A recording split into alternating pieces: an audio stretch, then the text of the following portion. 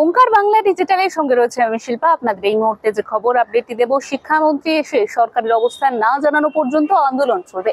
শনিবার তাদের অনর অবস্থানের কথা সাফ জানিয়ে দিলেন আন্দোলনরত চাকরিহারা শিক্ষক শিক্ষিকাদের মঞ্চ।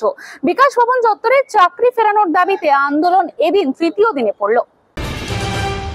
গন্ডগোলের দিন বিকাশ ভবন চত্বরে অন্তঃসত্ত্বা মহিলার আটকে পড়ার অভিযোগ অস্বীকার করলেন চাকরিহারা শিক্ষক শিক্ষিকারা।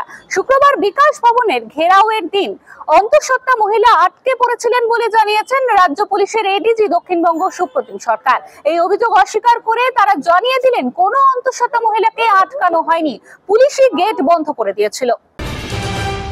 ফের এশিয়া জুড়ে কোভিড আতঙ্ক। আন্তর্জাতিক সংবাদ সংস্থা সূত্রে খবর, ইতিমধ্যেই ঘন বসতিপূর্ণ হংকং এবং সিঙ্গাপুর জুড়ে বাড়ছে কোভিড-19 এর প্রকোপ। এই নিয়ে কড়া সতর্কতা জারি করেছে সেখানকার স্বাস্থ্য দপ্তর। এরকমই গুরুত্বপূর্ণ খবরের আপডেটের জন্য অবশ্যই চোখ রাখুন ওঙ্কার বাংলা ডিজিটালে।